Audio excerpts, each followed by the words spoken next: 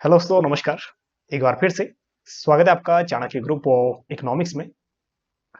दोस्तों, UGC net की अगर हम बात करें तो एग्जाम डिले हो गया। ये सभी को पता है कि सितंबर 20 से लेके 30 सितंबर के बीच में एग्जाम हो सकता है। ठीक है, ये सबको पता है।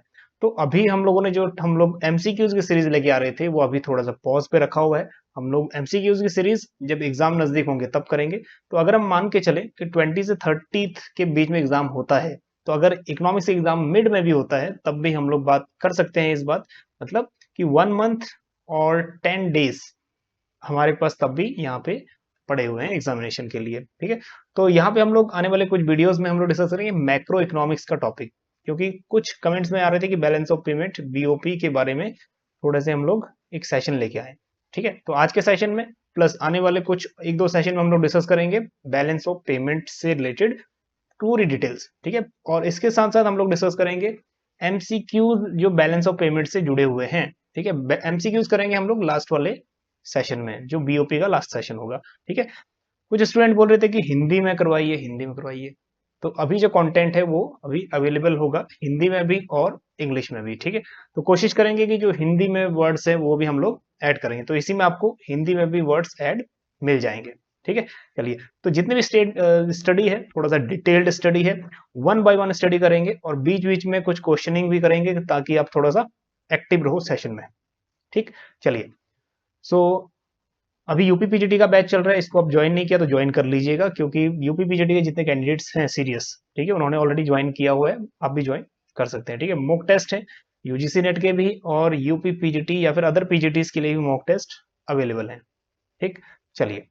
सो अभी अगर बात करें एक्सपेक्टेड जो पार्ट है, पार्ट 1, पार्ट 2 और पार्ट 3 हम लोग डिस्कस करेंगे। तो पार्ट 1 आज है, आज हम लोग डिस्कस करेंगे बीओपी के बारे में, बीओपी के कंपोनेंट्स के बारे में और बीओपी सरप्लस, बीओपी डेफिसिट वगैरह के बारे में, मतलब इक्विलिब्रियम और डिसइक्विलिब्रियम के बारे में। ठीक है, नेक्स्ट पार्ट में हम लोग कुछ और चीजें डिस्कस करेंगे। ठीक है, उसके बाद पार्ट 3 हम लोग डिस्कस करेंगे foreign exchange rate, depreciation, appreciation of foreign currency. उसके बाद हम लोग बात करेंगे that is depreciation of domestic currency and appreciation of domestic currency. उसके बाद हम बात करेंगे एमसीक्यूज, जो लास्ट वाला पार्ट होगा इसका वो एमसीक्यूज बेस्ड होगा। इसमें सारी रिवीजन हो जाएगी आपकी बीओपी चैप्टर से। ठीक है, नॉट इवन बीओपी, बीओपी के साथ साथ आप अदर टॉपिक जैसे मार्शल लर्नर कंडीशन है, ठीक है, एक्सपेंडिचर रिड्यूसिंग है, एक्सपेंडिचर स्विचिंग पॉलिसी है, वो भी हम लोग साथ के साथ डिस्कस करेंगे। ठीक है, तो एक्सपेक्टेड मान के चलो 4 पार्ट यहाँ से बनेंगे। चलिए, सो आज हम लोग डिस्कस करते हैं बीओपी की स्टडी। हालांकि जो आज मैं ये पीपीटी दिखा रहा हूँ आपको, ये पीपीटी आप लोग जितने बीएड वाले होंगे ना, जिन्होंने बीएड किया होगा, तो बीएड का एक आपका प्रेजेंटेशन होता है जिस दिन आपकी ऑब्जर्वेशन होती है, क्लास में ऑब्जर्वेशन होती है। तो आपने देखा होगा ऑब्जर्वेशन वाले दिन हम क्या करते हैं, कुछ ऐसा प्रेजेंटेशन तैयार करते हैं जिसमें ज्यादा से ज्यादा हमारे बीएड में नंबर आ सके प्रैक्टिकल में। तो ये वाली जो पीपीटी है, इस दिन मेरा टॉपिक था बीओपी ही था। ठीक है, बीएड का। तो वहां से ये तब सेव थी लैपटॉप में, तो अभी भी सेव थी। मैं चलो यही पीपीटी यूज करते हैं। ठीक, कुछ पॉइंट्स हमने ऐड किए हैं और कुछ पॉइंट आपको वही है। तो हम लोग जब भी बीएड में या फिर जब भी अभी भी एक फॉर्मल एजुकेशन की बात करें, ठीक है, जब भी हम कॉन्सेप्ट बुलाते हैं तो एक इंडक्टिव मेथड या फिर एक ऐसा मेथड यूज करते हैं जिसमें डेमोन्स्ट्रेशन हो कुछ। तो टॉपिक हम लोग डायरेक्टली टॉपिक रिलेट नहीं करते, पहले टॉपिक को रियलाइज करते हैं या फिर जनरलाइज करते हैं। ठीक है, तो कुछ इमेजेस पहले स्टूडेंट्स को दिखाई जाती हैं, जैसे इमेजेस आपको भी दिख रही हैं। ठीक, फिर इसमें से रैंडमली क्या आता है, एक क्वेश्चन। ठीक, इसमें से एक आता है क्वेश्चन कि इस इमेजेस में आप लोगों ने क्या ऑब्जर्व किया। तो हालांकि बच्चे यही बोलते हैं कि ऑब्जर्व क्या किया, कि सभी इमेजेस में कुछ ना कुछ बैलेंस करने की कोशिश की जा रही थी। ठीक है, तो हम कहते हैं यस, दैट्स वाई जो हमारा आज का टॉपिक है वो है पेमेंट को बैलेंस करना, मतलब बैलेंस ऑफ पेमेंट हमारा आज का टॉपिक है। ठीक है, और इसको हिंदी में बोलते हैं भुगतान संतुलन। ठीक, चलिए अब डायरेक्ट अपनी मीनिंग की तरफ चलते हैं। तो ये वाली पीपीटी एज इट इज मैं पीपीटी डाल दूंगा पीडीएफ की जगह। ठीक है, आप डाउनलोड कर लेना, कहीं भी प्रेजेंटेशन है आपका, ठीक है, ये वाली पीपीटी दिखा देना, या फिर आप लोग इसको अपनी तरफ से मॉडिफाई कर लेना। ठीक है, हिंदी में है चाहे इंग्लिश में है। चलिए, तो बेसिकली हिंदी में डालने का मेन मकसद ये भी है, कई बच्चे स्टूडेंट्स थे जो बोल रहे थे कि हिंदी में कंटेंट लाइए, लेकिन एक इलाहाबाद यूनिवर्सिटी, इलाहाबाद में एक असिस्टेंट प्रोफेसर है मित्र हमारे, ठीक है, वो बोल रहे थे यार आप स्टूडेंट्स को हिंदी में नहीं करवाते। अगर आप हिंदी में नहीं करवाते तो मीन्स इसका क्या है कि जो हिंदी में नहीं करवाते या फिर जो बच्चों की बात नहीं मानते, उनको नरक में तेल में तला जाता है। हल्की मजाक कर रहे थे, ठीक है। सो इसलिए क्योंकि उनके भी स्टूडेंट्स थे, तो वो बोल रहे थे कुछ हमारे स्टूडेंट्स हैं, आपका कंटिन्यूअस लेक्चर देखते हैं, ठीक है, आपके जो सेशंस हैं वो देखते हैं। तो फिर हमने सोचा कि चलो हिंदी भी ऐड इसमें करना चाहिए, क्योंकि आप लोग काफ़ी कमेंट भी करते थे कि हिंदी भी ऐड करिए। तो आज से जितने भी वीडियोस होंगे, मोस्टली वीडियोस में हम लोग हिंदी भी ऐड करने की कोशिश करेंगे, ठीक है, बाइलैंग्वेज चलेंगे, बाइलिंगुअल। चलिए, तो बीओपी सबसे पहले ये जो मीनिंग है, हम अपनी मीनिंग में इसको करने की कोशिश करते हैं, ठीक। चलिए, तो बैलेंस ऑफ पेमेंट अगर हम बात करें, एक चीज यहाँ आप माइंड में बिठा लो, बैलेंस का मतलब इक्वलाइज करना, और किसको इक्वलाइज कर रहे हैं? पेमेंट को, ठीक है।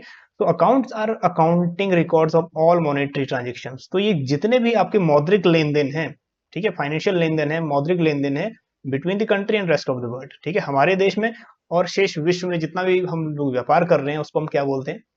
बीओपी। तो जितना भी मॉनेटरी ट्रांजेक्शन है, basically all monetary transactions between country and rest of the world, ठीक। बिटवीन अ कंट्री, तो हमारी कंट्री और जो rest of the world country में जो भी ट्रांजेक्शन हो रहा है वो किस में आता है? बीओपी, ठीक है, दैट इज बैलेंस पेमेंट, या फिर इसको बोलते हैं हम लोग भुगतान संतुलन हिंदी में। अब एक और चीज करते हैं।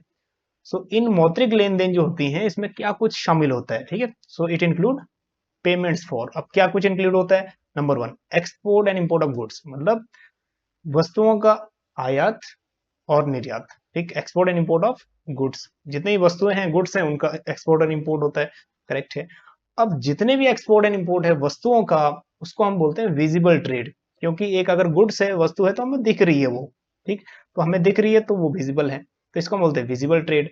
तो बेसिकली इसमें एक्सपोर्ट और इंपोर्ट कर रहे हैं हम, किसका? गुड्स का, ठीक है। तो गुड्स का एक्सपोर्ट एंड इंपोर्ट जो होता है उसको हम बोलते हैं बैलेंस ऑफ ट्रेड। एक बात बहुत कॉमन है, इंटरव्यू में पूछा जा सकता है, what is the difference between BOT, balance of trade, और बैलेंस ऑफ पेमेंट, ठीक है। तो बैलेंस ऑफ ट्रेड जो है एक पार्ट है बीओपी का, वो भी कौन से अकाउंट का? आगे हम डिस्कस करेंगे, दैट इज करेंट अकाउंट का, ठीक। तो इसमें हम लोग डिस्कस कर रहे हैं एक्सपोर्ट और इंपोर्ट ऑफ गुड्स, ठीक है, मतलब जो गुड्स का एक्सपोर्ट इंपोर्ट है उसको हम लोग बैलेंस ऑफ ट्रेड भी बोलते हैं, क्योंकि इसमें ट्रेड हम लोग विजिबल ट्रेड होता है, ठीक। दूसरा जो ट्रांजेक्शन होता है export and import of services, मतलब निर्यात और सेवाओं का आयात, ठीक, मतलब जो सर्विसेज है उनका इंपोर्ट और एक्सपोर्ट हो रहा है। इसमें जो जो भी चीजें होती हैं सर्विसेज में, क्योंकि सर्विसेज इनटेंजिबल है, हम लोग उसको छू नहीं सकते, इनविजिबल है, देख नहीं सकते, ठीक है, सो अदृश्य व्यापार है, इनविजिबल ट्रेड। तीसरी जो चीज इसमें आती है वो आता है international sale and purchase of financial and real assets, ठीक है, वित्तीय और वास्तविक जो संपत्ति है उसका इंटरनेशनल, मतलब अंतरराष्ट्रीय बिक्री और खरीदी की जाती है, international sale and purchase of financial और रियल असेट्स, ठीक है। और फाइनेंशियल असेट्स होते हैं जैसे शेयर हो गया, बॉन्ड हो गया, डिविडेंड्स हो गया, और रियल असेट्स हो गया अगर कोई रियल रियल होता है जो विजिबल है, जैसे आपने इंडस्ट्री विजिबल है, आपकी प्लांट साइज है, मशीनरी है, वो रियल असेट है आपका, ठीक। चलिए, तो आई होप कि ये तीन चीजें क्लियर हो गई होंगी, export and import of goods, export and import of services, और जो तीसरा है international sale and purchase of financial और रियल एसेट, ठीक है, ये ध्यान में रखनी है। फिर ध्यान में रखना बैलेंस ऑफ ट्रेड किसका पार्ट है, ठीक, export and import of goods, specially जो विजिबल है। चलिए, so international sale and purchase of financial assets में हम लोग डिस्कस कर लेंगे शेयर्स एंड बॉन्ड्स, और प्लांट मशीनरी वगैरह, क्योंकि प्लांट मशीनरी हो गया रियल, और बॉन्ड्स, डिवेंचर्स, डिविडेंड्स, ठीक है, शेयर्स, ये हो गए हमारे फाइनेंशियल। चलिए आगे चलते हैं। A country has deal with other countries in respect of 3 items. तो तीन चीजें इंक्लूड होती हैं, एक होता है विजिबल ट्रेड, एक होता है इनविजिबल, और तीसरा है कैपिटल ट्रांसफर, ठीक है। तो पिछले स्लाइड में हम लोगों ने यही डिस्कस किया था। Number 1 visible trade, visible trade होते हैं फिजिकल गुड्स का एक्सपोर्ट और इंपोर्ट, ठीक है, जो हमें दिख रही है, ठीक है, जो दृश्यमान वस्तुएं हैं जो हमें दिख रही हैं चीजें। दूसरी चीज हमने डिस्कस की थी कि सर्विसेज का एक्सपोर्ट और इंपोर्ट, सेवाओं का आयात और निर्यात हो रहा है, ठीक है, जैसे ट्रांसपोर्ट सर्विस हो गया, मेडिकल सर्विस हो गया, ये हमें दिखती नहीं है but we can feel it, ठीक, इनटेंजिबल है। तीसरा चीज है कैपिटल ट्रांसफर, कैपिटल ट्रांसफर होता है capital receipt and capital payment वगैरह, ठीक है, पूंजी हस्तांतरण या फिर पूंजी प्राप्तियां, पूंजी भुगतान, ठीक, so that is capital transfer. चलिए आगे चलते हैं। अब बात करेंगे सिग्निफिकेंस ऑफ बीओपी, मतलब बीओपी जो है उसका क्या महत्व है, क्यों यूज होता है बीओपी, ठीक है, हम लोग क्यों पढ़ते हैं, पढ़ाई करते हैं बीओपी की, और क्या रिलेवेंसी है नेशन वाइड। चलिए, तो BOP account shows export import status of the country. कुछ ज्यादा इसमें हमने याद नहीं रखना, एक्सपोर्ट और इंपोर्ट, ठीक है, आयात और निर्यात की जो रिकॉर्ड है उसको रखा जाता है बीओपी के अंदर, ठीक है, वो शो करता है। BOP account shows investment by foreigners, जैसे एफडीआई हो गया, in the purchase of shares of the domestic industry, ठीक है, तो फॉरेन का जो भी इन्वेस्टमेंट कर रहा है यहाँ पे, उसका जो रिकॉर्ड होता है वो किसके अंदर आता है, अगेन बीओपी अकाउंट्स में आता है। ठीक, आगे अकाउंट्स के बारे में डिस्कस करेंगे कौन कौन से अकाउंट्स हैं। नेक्स्ट है BOP account deals with international borrowings, तो इंटरनेशनल बोरोइंग, अंतरराष्ट्रीय उधारी हम लोग जो भी ले रहे हैं वो भी ऐड होता है इसमें बीओपी अकाउंट्स में। नेक्स्ट है BOP accounts reflect the stock of foreign exchange with RBI, तो आरबीआई के पास जो फॉरेन एक्सचेंज रिजर्व है वो भी रिफ्लेक्ट किस में होता है, बीओपी अकाउंट में। ठीक, अब किस अकाउंट में होगा, करंट में होगा, कैपिटल में होगा, कि ये हम करेंगे अगले आने वाली स्लाइड्स में। ठीक है, अब हम करेंगे नेक्स्ट कंपोनेंट्स ऑफ बीओपी। ठीक है, कंपोनेंट्स ऑफ बीओपी जब हम करेंगे तो तीन चीजें यहां से क्लियर हो जाएंगी कि कौन सी चीजें किस में आएंगी। हालांकि जो कंपोनेंट्स आपने गवर्नमेंट बजट किए थे, ठीक है, ये लगभग लगभग उसी टाइप का है जो अपने गवर्नमेंट बजट के कंपोनेंट्स किए थे। ठीक है, रिवेन्यू बजट, उसके बाद कैपिटल बजट, या फिर रिवेन्यू रिसिप्ट, कैपिटल रिसिप्ट, ये वैसा सही है। ठीक, तो इसमें भी तीन अकाउंट हम लोग डिस्कस करते हैं। नंबर वन है करंट अकाउंट, ठीक है, जिसको हम बोलते हैं चालू खाता। दूसरा है कैपिटल अकाउंट, जिसको पूंजी खाता बोलते हैं। और तीसरा है ऑफिशियल रिजर्व अकाउंट। ठीक, official reserve account of RBI, या इसको हम ओवरऑल अकाउंट भी बोलते हैं, समग्र खाता, ओवरऑल अकाउंट, इन दोनों का जोड़, current account plus capital account. ठीक है, तो क्या बन जाएगा, ओवरऑल अकाउंट। ठीक, चलिए थोड़ा और डिटेल में करते हैं आगे। सो एक क्वेश्चन बेसिकली यहां बनता है, why current account balance plus capital account balance should be equal to zero. ठीक है, ऐसा क्यों होता है, थोड़ा सा कमेंट करेंगे कि करंट अकाउंट बैलेंस और कैपिटल अकाउंट बैलेंस, चलो हम लोग कैपिटल जो है के से डिनोट कर लेते हैं यहाँ पे। ठीक है, capital account balance should be equal to zero, ऐसा क्यों। ठीक, सो ये वाला क्वेश्चन बेसिकली पूछा गया था उसी ऑब्जर्वेशन में, जब मैं ऑब्जर्वेशन के लिए ये लेक्चर प्रेजेंट कर रहा था। ठीक है, so why current account balance और capital account balance should be equal to zero, क्योंकि करंट अकाउंट बैलेंस की भी कुछ वैल्यू होगी, कुछ value current account that is capital account की भी होगी, फिर भी वैल्यू जीरो क्यों होनी चाहिए at the time of equilibrium. ठीक, आने वाले स्लाइड में हमारे ये भी डाउट क्लियर हो जाएगा। चलिए, तो अब देखते हैं कि why BOP always in equilibrium. BOP जो होता है ना हमारा, हमेशा इक्विलिब्रियम में रहता है। ये रहता नहीं है इक्विलिब्रियम में, एक्चुअली इसको इक्विलिब्रियम में लाया जाता है। ठीक है, कौन लाता है, गवर्नमेंट या आरबीआई। ठीक है, यहाँ इंटरवेंशन किसका होता है, गवर्नमेंट का या आरबीआई का। करेक्ट, तो किसका होता है यहाँ पे, आरबीआई का, क्योंकि ऑफिशियल रिजर्व अकाउंट जो है वो किसका है, आरबीआई का। ठीक है, जो फॉरेन रिजर्व से वो इससे डील कौन करता है, आरबीआई। ठीक है, तो इंटरफेरेंस किसका हो जाता है यहाँ पे, ओवरऑल अकाउंट में आरबीआई का। चलिए, तो करंट अकाउंट सपोज करते हैं हम लोग, करंट अकाउंट में दो चीज आती हैं, एक्सपोर्ट और इम्पोर्ट। ठीक, तो एक्सपोर्ट और इम्पोर्ट ऐसा पॉसिबल नहीं होता कि जितना एक्सपोर्ट है उतना ही इम्पोर्ट भी होगा। ठीक है, अब मान लीजिए कि एक एग्जाम्पल के तौर पे एक्सपोर्ट हुआ 100 करोड़, ठीक है, और उसके बाद इंपोर्ट हो जाता है हमारा 80 करोड़ का। ठीक है, या फिर 120 करोड़ का इंपोर्ट हो जाता है। ठीक, 120 करोड़ का इंपोर्ट, अब इसमें इम्बैलेंस हो गया 20 करोड़ का। ठीक है, तो आरबीआई क्या करेगा, आरबीआई ने तो सेटलमेंट करना है। ठीक है, आपने अकाउंट्स में देखा होगा, बैलेंस शीट को क्या करते हैं हम लोग, बैलेंस करते हैं अकोमोडेटिंग आइटम्स ऐड करके। तो आरबीआई क्या करेगा, ठीक है, 20 करोड़ एडजस्ट करेगा इधर अपने ऑफिशियल रिजर्व अकाउंट में से, 20 ऑफिशियल रिजर्व अकाउंट से माइनस करेगा और कहाँ डाल देगा, एक्सपोर्ट रिसिप्ट में। ठीक है, तो ये हो जाएगा 120, मतलब it should be equal to import 120, और इकोनॉमी क्या हो जाएगी, बैलेंस, मतलब करंट अकाउंट बैलेंस हो जाएगा। सो करंट अकाउंट बैलेंस होगा तो कितनी वैल्यू, जीरो, जितना एक्सपोर्ट उतना ही इंपोर्ट। सिमिलरली जो कैपिटल अकाउंट में दो चीजें आती हैं, कैपिटल इनफ्लो और कैपिटल का आउटफ्लो। ठीक है, अब सपोज करो कैपिटल का इनफ्लो हुआ 50 करोड़ और कैपिटल का आउटफ्लो हो गया दैट इज 70 करोड़। ठीक है, तो इसमें आप लोग देख रहे हैं कि आउटफ्लो 20 करोड़ ज्यादा हुआ है। ठीक है, लेट से हम लोग चलो 80 कर देते हैं, सेम सेम हो जाएगा नहीं तो एग्जांपल, तो 80 करोड़ का आउटफ्लो हो गया, तो डिसबैलेंस कितने का हो गया, 30 करोड़। तो आरबीआई क्या करेगा, अपने ऑफिशियल रिजर्व अकाउंट में से, ठीक है, 30 करोड़ कहाँ ऐड करेगा, इनफ्लो में, तो ये भी 80 हो जाएगा और ये भी 80। ठीक है, और सपोज करो यहाँ अगर 30 करोड़ होता, आउटफ्लो 30 करोड़ का है, इनफ्लो 50 करोड़ का है। तो उस समय में क्या करता आरबीआई, ठीक है, ये जो इनफ्लो हुआ है इसमें से 20 करोड़ डेट इज प्लस कर लेता, मतलब यहां से निकालता और इसको प्लस कर लेता ऑफिशियल रिजर्व अकाउंट में, जो आरबीआई का अकाउंट है, ओवरऑल अकाउंट, ठीक है, ऑफिशियल रिजर्व अकाउंट। तो यहाँ रह जाता 30, ठीक है, और इधर भी 30। तो ये जो एडजस्टमेंट है वो कौन करता है, आरबीआई, ठीक है। सरप्लस के टाइम अगर सरप्लस होगा, फायदा होगा तो अपने पास रख लेगा, अगर डेफिसिट होगा तो अपने अकाउंट से उसमें ऐड कर देगा, ठीक। तो फाइनली जो वैल्यू रहेगी उसकी क्या रहेगी, zero. So current account balance कितना, zero, plus capital account balance कितना, जीरो।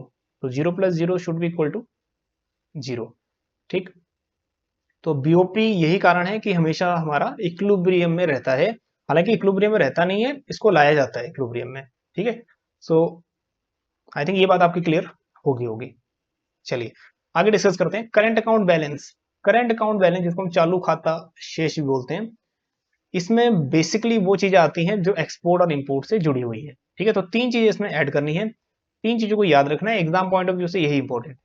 नंबर वन है export and import of goods, ठीक है, वस्तु तथा वस्तु का निर्यात और आयात। दूसरा है आपका export and import of services, ठीक है, सेवाओं और सेवाओं का निर्यात और आयात, तो export and import of services. तीसरी चीज है करंट ट्रांसफर्स। करंट ट्रांसफर होते हैं यूनिलेटरल ट्रांसफर्स, ठीक है, करंट ट्रांसफर्स जो एक तरफा होती हैं। सो वर्तमान स्थानांतरण।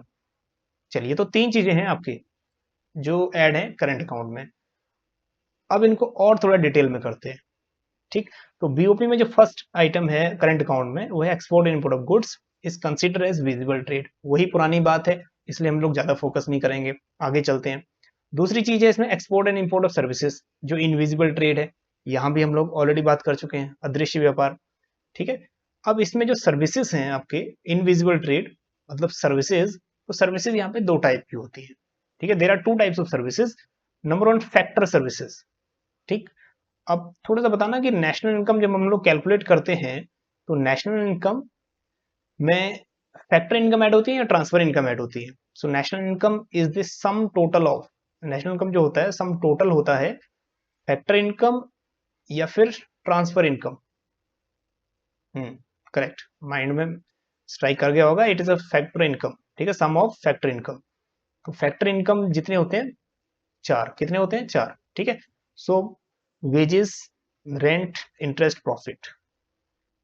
अब इसके बाद जो भी आपने पैसा कमाया, वाइंडफॉल गेन है, सडनली आपको कहीं पैसा मिल गया, ठीक है, या फिर आपने इलीगल एक्टिविटी से पैसा कमा लिया, या फिर ऐसा पैसा है जो आपको पॉकेट मनी दे दी किसी ने, तो आपने विदाउट रेंडरिंग एनी सर्विस, कोई काम किए बिना ही पैसा कमा लिया, वो नेशनल इनकम ऐड नहीं होता, उसको हम बोलते हैं ट्रांसफर इनकम, ठीक। सो payment in terms of factor income, तो इन चीजों में हमने पेमेंट की तो इसको बोलते हैं फैक्टर सर्विसेज। नेक्स्ट है आपका नॉन फैक्टर सर्विस। तो नॉन फैक्टर सर्विसेज में भी ऐड होती हैं जैसे शिपिंग, इंश्योरेंस, बैंकिंग वगैरह, ठीक है। सो इसमें भी होता है payment in terms of revenue, ठीक। सो इस बात को ध्यान रखना, there are two type of services, factor service और नॉन फैक्टर सर्विस। तो जुड़े किसमें है, वो सर्विस में, फैक्टर सर्विस में, ठीक है। तीसरी चीज जो है वो है आपका करंट ट्रांसफर्स। तो करंट ट्रांसफर्स होती हैं ट्रांसफर फॉर फ्री, ठीक है, फ्री ट्रांसफर, आपने किसी को गिफ्ट दिया, अब हालांकि वो गिफ्ट आपको वापस दे या ना दे इसकी कोई गारंटी नहीं है, यूनिलेटरल ट्रांसफर है, ठीक है, एक तरफा ट्रांसफर। नेक्स्ट है ग्रांट्स। ग्रांट्स भी आपने किसी की ग्रांट्स और एड मदद की तो वापस आपको वो मदद करे या ना करे उसकी कोई गारंटी नहीं है, यूनिलेटरल है, ठीक है। नेक्स्ट है रेमिटेंसेस। रेमिटेंसेस क्या होता है, आपकी रेजिडेंशियल, आपके रेजिडेंट या फिर आपके कोई रिलेटिव बाहर सेटल्ड है और वहां से वो आपके लिए कुछ अमाउंट भेज देते हैं, तो वो आएगा रेमिटेंसेस में, ठीक है। ये भी यूनिलेटरल पेमेंट हो गया, तो इसको बोलते हैं current transfers, transfer for free, ठीक है। Resident settled abroad sending money to their home country. I hope ये तीनों ही चीजें क्लियर हो गई होंगी, ठीक है। सो उपहार हो गया, अनुदान हो गया, या फिर जिसको हम प्रेषण बोलते हैं दैट इज रेमिटेंस, वो हो गया। चलिए आगे मूव करते हैं, आगे चलते हैं करंट ट्रांसफर्स। तो करंट ट्रांसफर्स इसको हम लोग ऑलरेडी डिस्कस कर चुके हैं, these are called unilateral transfer, एक तरफा ट्रांसफर है, ठीक है, नथिंग रिसीव इन रिटर्न, इसके बदले में हमें कुछ नहीं मिलता, ठीक।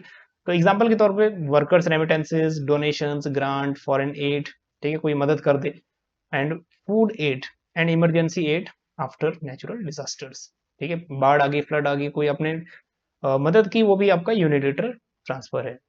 ठीक है, चलिए आगे। Within the current account are credit and debits on the trade of merchandise. अब जो करंट अकाउंट है ना, उसमें मर्केंडाइज ट्रेड मतलब एक्सपोर्ट और import of goods and service आता ही है, ये हम लोग ऑलरेडी डिस्कस कर चुके हैं।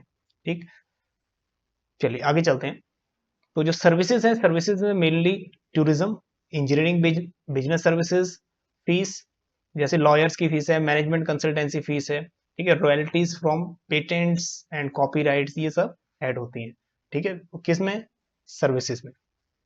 ठीक, factor services. So when combined goods and services together make up the countries balance of trade. तो ये बात ध्यान रखना। तो जो export and import of goods है, ये क्या बनाता है? Balance of trade. ठीक है, बैलेंस ऑफ ट्रेड में कौन सी दो चीजें इक्वलाइज होती हैं? Correct, export equal to import. ठीक है, तो हमारा जो है अभी ट्रेड पैटर्न क्या चल रहा है? सरप्लस में या डेफिसिट में? जो करंट अकाउंट है अपना, वो किस में चल रहा है? डेफिसिट में या सरप्लस में? करेक्ट, किस में चल रहा है अभी? करंट अकाउंट डेफिसिट में ही चल रहा है, मतलब एक्सपोर्ट्स कम है, इंपोर्ट्स ज्यादा है। करेक्ट, ठीक है। सो एक बात ध्यान रखना, जो बीओटी है ये किस पार्ट, जो बैलेंस ऑफ ट्रेड है वो कौन से अकाउंट का पार्ट है? कैपिटल अकाउंट या करंट अकाउंट? ठीक है, करेक्ट, कौन से अकाउंट का है? करंट अकाउंट का पार्ट है। चलिए आगे चलते हैं। So the BOT is typically biggest bulk of the country's balance of payment as it make total import and export. तो टोटल इंपोर्ट और एक्सपोर्ट आता है किसमें? Balance of trade. ठीक, तो बैलेंस ऑफ ट्रेड एक पार्ट है करंट अकाउंट का। ठीक है, तो बड़ा टर्म्स कौन सा हुआ? बैलेंस ऑफ पेमेंट या फिर बैलेंस ऑफ ट्रेड? ठीक, तो बैलेंस ऑफ ट्रेड जो है वो छोटा टर्म्स है और balance of payment wide terms है, बड़ा टर्म्स है। ठीक, नेक्स्ट है आपका receive from income generating assets.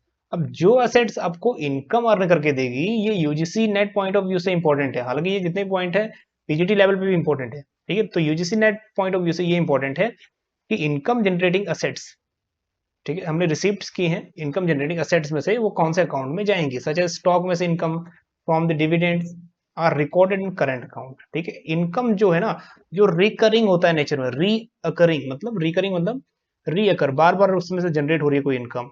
ठीक है, कोई इन्वेस्टमेंट इनकम है, इनकम हो रही है असेट्स में से आपकी, तो वो करंट अकाउंट में जाएगी। फिर एक क्वेश्चन यहाँ पे पूछते हैं, इसका थोड़ा आंसर दीजिएगा। ठीक है, अब इसमें इंटरेस्ट ऑन लोन, लोन में से इंटरेस्ट ले रहे हो तो कौन से अकाउंट में गवर्नमेंट की जाता है? जब हम लोग गवर्नमेंट बजट करते हैं, एक होता है रिवेन्यू रिसिप्ट और एक होता है आपका कैपिटल रिसिप्ट। ठीक है, तो किस रिसिप्ट में जाएगा? रिवेन्यू रिसिप्ट में या फिर कैपिटल रिसिप्ट में? ठीक, इंटरेस्ट ऑन लोन्स। ठीक, इंटरेस्ट जो अर्न कर रहे हैं लोन्स पे, वो कौन से अकाउंट में जाएगा? ये थोड़ा सा कमेंट करेंगे, फिर हम आगे चलते हैं। ठीक, तो इंटरेस्ट ऑन लोन्स क्या हो रही है? इंटरेस्ट हम लोग रिसीव कर रहे हैं, तो रिसीव कर रहे हैं तो इनकम अर्न कर रहे हैं, तो इनकम जितना भी होता है, जहां यहाँ करंट अकाउंट है ना ये, तो वहां भी रिवेन्यू अकाउंट में ही जाएगा, रिवेन्यू रिसिप्ट है वो। ठीक है, बहुत बार क्वेश्चन आता है कैपिटल रिसिप्ट और या फिर रिवेन्यू रिसिप्ट। ठीक, चलिए आगे चलते हैं। कैपिटल अकाउंट बैलेंस, तो दूसरा जो है पूंजी खाता शेष। पूंजी खाता जो है आपका कैपिटल अकाउंट, इसमें जितने भी आपके फाइनेंशियल ट्रांजेक्शन है वो आएंगे। हालांकि कई आपको बुक्स में ये दिखेगा कैपिटल अकाउंट की जगह फाइनेंशियल अकाउंट भी दिखेगा। ठीक, तो फाइनेंशियल ट्रांजेक्शन जितने भी होते हैं वो किस में ऐड होंगे? कैपिटल अकाउंट में, which relate to the flow of foreign exchange between the countries on account of change in ownership of assets. ठीक है, फिजिकल असेट्स है चाहे फाइनेंशियल असेट्स है, तो जो लेन देन आपका हो रहा है फाइनेंशियल टर्म्स में या इन्वेस्टमेंट में। अब आपको पता होगा इन्वेस्टमेंट ओनरशिप राइट चेंज करें, इसमें दो टाइप के इन्वेस्टमेंट होते हैं, एक एफडीआई और दूसरा एफआईआई। ठीक है, एक क्वेश्चन ये आता है which one is more versatile. Versatile मतलब जो ऊपर नीचे बहुत तेजी से ऊपर नीचे जाता है। ठीक है, इसमें तो कौन सा वर्सटाइल है? ठीक है, कौन सा आपका मूवमेंट जिसकी तेज होती है? एफडीआई या फिर FII, more versatile in nature. ठीक है, तो कौन सा है थोड़ा कमेंट करेंगे, एफडीआई या फिर एफआईआई, फॉरेन इंस्टीट्यूशनल इन्वेस्टमेंट, और इसको हम लोग फॉरेन पोर्टफोलियो इन्वेस्टमेंट भी कहते हैं। ठीक, करेक्ट, समझ आ गया होगा। जो FII है ना, ये मोड वर्सेटाइल इन नेचर है और ये यूजीसी नेट में ऑलरेडी आ भी चुका है। ठीक है, इसको भी ध्यान रखिएगा।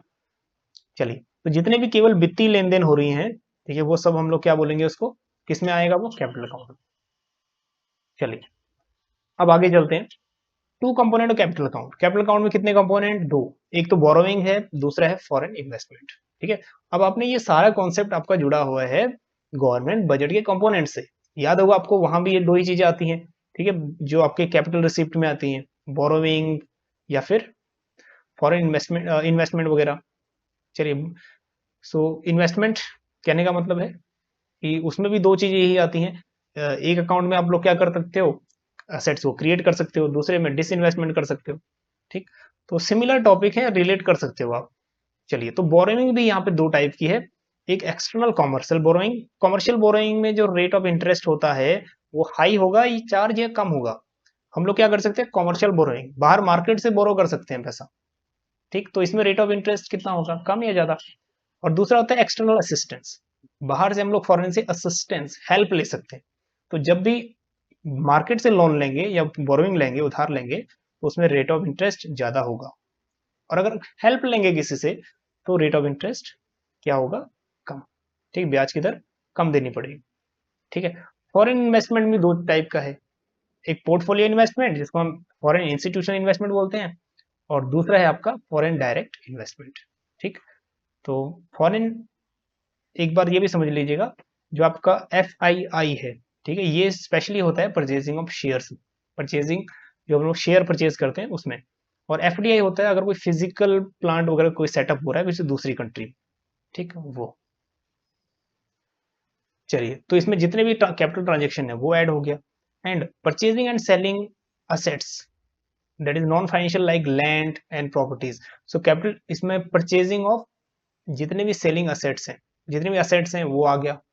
ठीक है, और नॉन फाइनेंशियल, जैसे आपका ना जो नॉन फाइनेंशियल है, जिसको हम लोग रियल असेट बोलते हैं, जैसे लैंड है, प्रॉपर्टीज है वगैरह।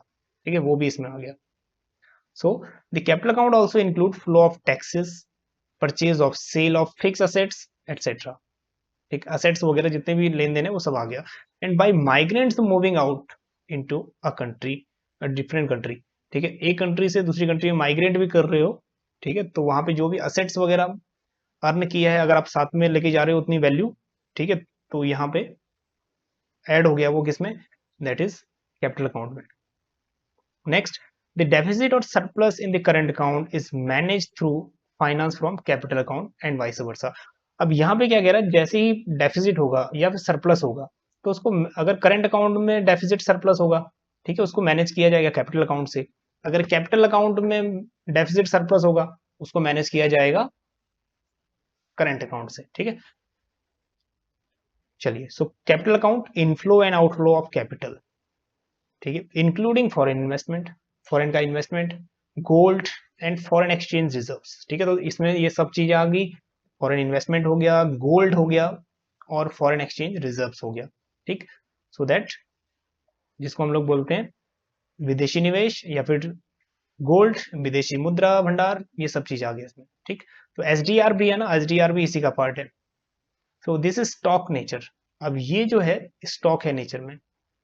ठीक है, जो कैपिटल अकाउंट है, कैपिटल अकाउंट आपको पता ही है, that is stock in nature. हाँ, अगर कैपिटल फॉर्मेशन होता है तो वो किस में आ जाएगा, अगर कैपिटल का फॉर्मेशन हो रहा है तो वो स्टॉक या फ्लो। ठीक है, तो वो बन जाएगा फ्लो, अगर फॉर्मेशन हो रहा है। ठीक, so the capital account is where all international capital transaction या ट्रांसफर आर रिकॉर्डेड। ठीक है, इंटरनेशनल कैपिटल ट्रांसफर हो रहे हैं। चलिए, अब इसमें एलिमेंट देख लेते हैं, तीन चीजें हैं। नंबर वन तो है ऋण और उधार, जितना भी अपने लोन्स एंड बोरोइंग है वो ऐड हो जाएगा।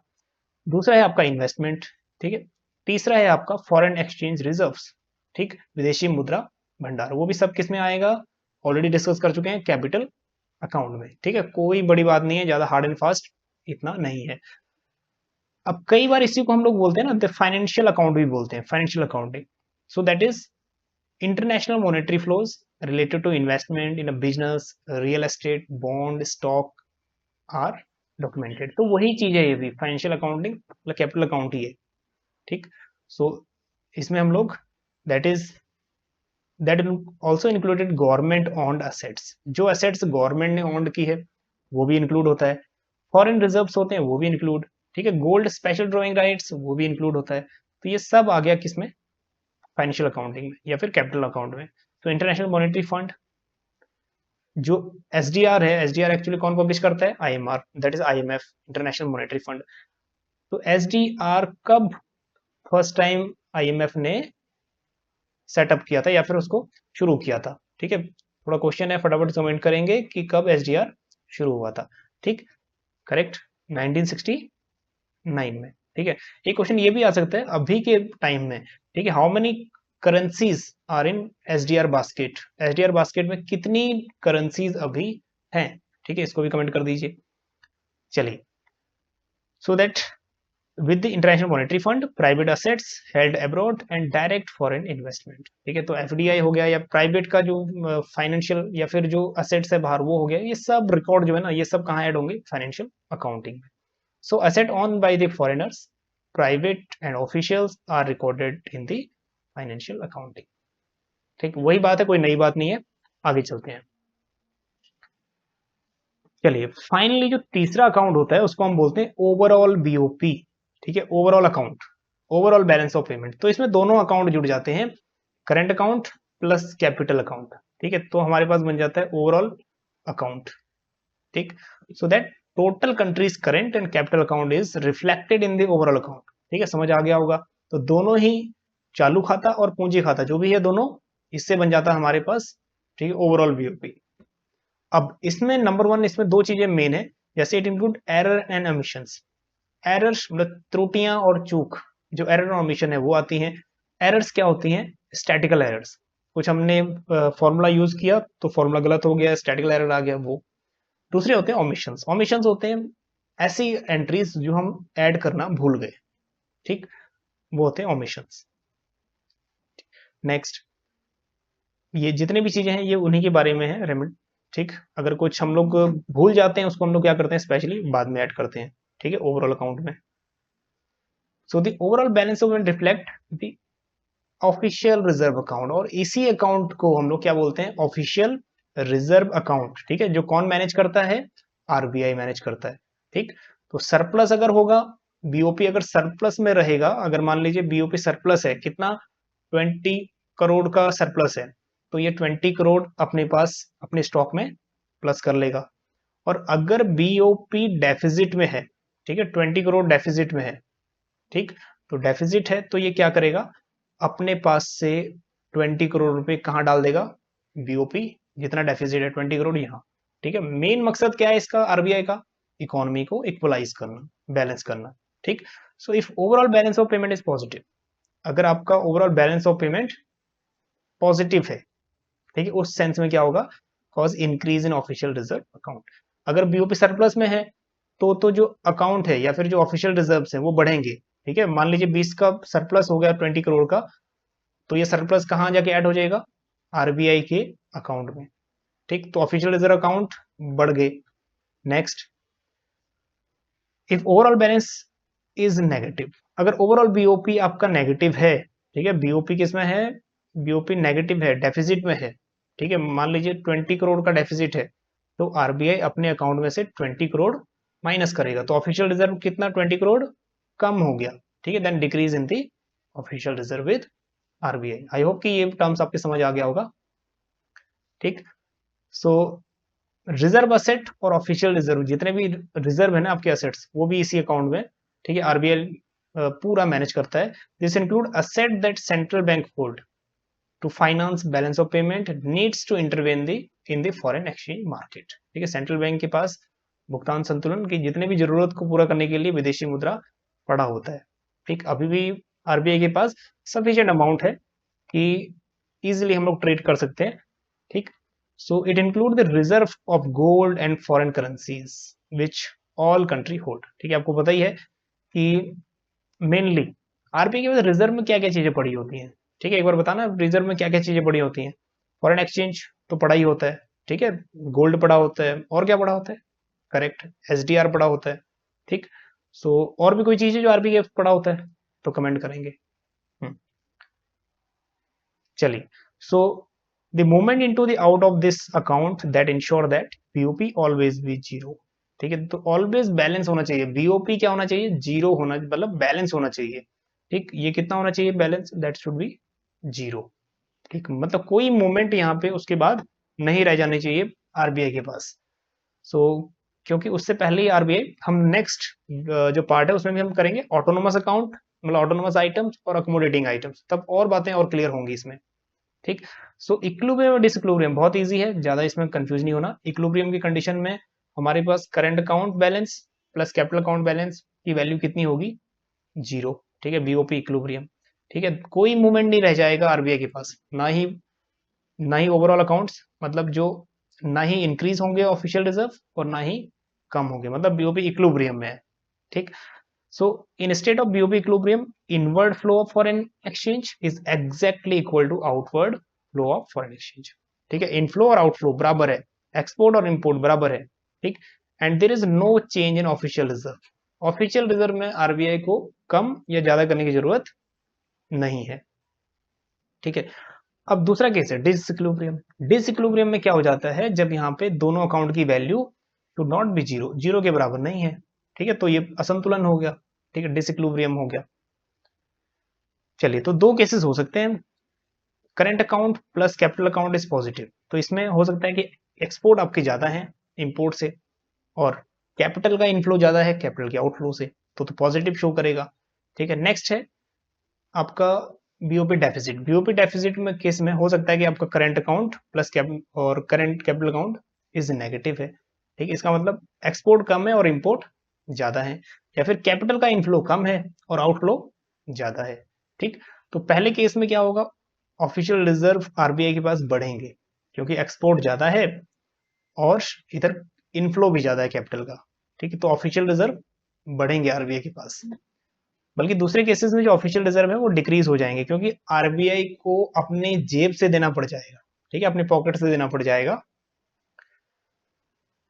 चलिए, तो लास्ट में अगर आपको याद होगा तो एक स्टूडेंट से रिकैप्चुलेशन का सेशन होता है। ठीक है, रिकैप्चुलेशन में क्या करते हैं? जिसमें हम लोग क्वेश्चनिंग करते हैं कि इसमें जो हमने पढ़ाया कि आपके समझ आया कि नहीं। हालांकि जो इसमें रिकैप्चुलेशन के क्वेश्चन है वो बहुत इजी है, मतलब छोटे छोटे क्वेश्चन है। ठीक है, विच of the following R component of BOP? BOP के कौन कौन से कंपोनेंट हैं? हालांकि ये 11th 12th के लेवल का है तो आप इजिली आंसर दे पाओगे। ठीक है, तीनों ही अकाउंट क्या है? बीओपी में आते हैं, कैपिटल, करेंट और ओवरऑल। ठीक, नेक्स्ट है export and import are part of. Export और इंपोर्ट पार्ट किसके होते हैं? तो अगर आप लोग बीएड प्रेजेंटेशन या कहीं और प्रेजेंटेशन बना रहे हो तो ऐसे क्वेश्चनिंग डालें कि स्टूडेंट आंसर इजिली दे पाए। हालांकि ये इजी क्वेश्चन थे तो इजिली स्टूडेंट इंटरेक्ट करता है। ठीक है, एक्चुअल क्लासरूम में। So export and import are part of. ठीक, किसका पार्ट है? Current account. ठीक, नेक्स्ट क्वेश्चन है surplus in BOP occur when. Surplus BOP कब दिखाई देगा? ठीक है, receipt equal to payment, receipt less than payment, receipt more than payment. ठीक है, कोई उसमें लॉजिक लगाने की जरूरत नहीं है। Balance of trade is a part of. हाँ, ये थोड़ा सा इंपॉर्टेंट है, पीजीटी लेवल पे ये क्वेश्चन पूछ सकता है। ठीक है, balance of trade is a part of. ठीक, हालांकि यूजीसी लेवल पे इस टाइप का क्वेश्चन अभी नहीं पूछा है। ठीक, तो किसका पार्ट है? Current account. Now last question, which of the following item related to BOP on capital account? ठीक है, कैपिटल अकाउंट में कौन सी चीजें इंक्लूड होती हैं items? Foreign investment, borrowing, remittances and both A and B. ठीक, तो स्पेशली फॉरेन इन्वेस्टमेंट जुड़ा हुआ है और बोरोइंग जुड़ा हुआ है। रेमिटेंसेस जो है ना, आपके आपने देखा होगा रेमिटेंसेस जो है ये किस में आ जाते हैं? करंट अकाउंट का जो पार्ट है रेमिटेंसेस। ठीक, सो यहाँ पे बोथ ए एंड बी बिल्कुल करेक्ट है। ठीक, तो ये वाले क्वेश्चंस इजी थे, ये एमसीक्यूज में हम लोग नेक्स्ट ऐड नहीं करेंगे। अब जो ऐड हम करेंगे वो करेंगे प्रैक्टिकल क्वेश्चंस जो यूजीसी नेट के लिए इंपॉर्टेंट है। ठीक है, तो नेक्स्ट वीडियो में हम लोग कोशिश करेंगे, जो नेक्स्ट पार्ट होगा उसमें हम लोग करंट अकाउंट डेफिसिट और methods of current account deficit discuss करेंगे, जिसमें हम लोग डिस्कस करेंगे ठीक है expenditure switching policy, expenditure reducing policy और एक्सपेंडिचर, और उसके बाद हम करेंगे मार्शल लर्नर कंडीशन। ठीक है, तो आपको पता है यूजीसी नेट में इंपॉर्टेंस है उनकी। ठीक, तो मिलते हैं आपको नेक्स्ट वीडियो में, बने रहिए तब तक के लिए चाणक्य ग्रुप ऑफ इकोनॉमिक्स के साथ। ठीक है, बने रहिए, मिलते हैं आपको नेक्स्ट वीडियो में। Thank you so much.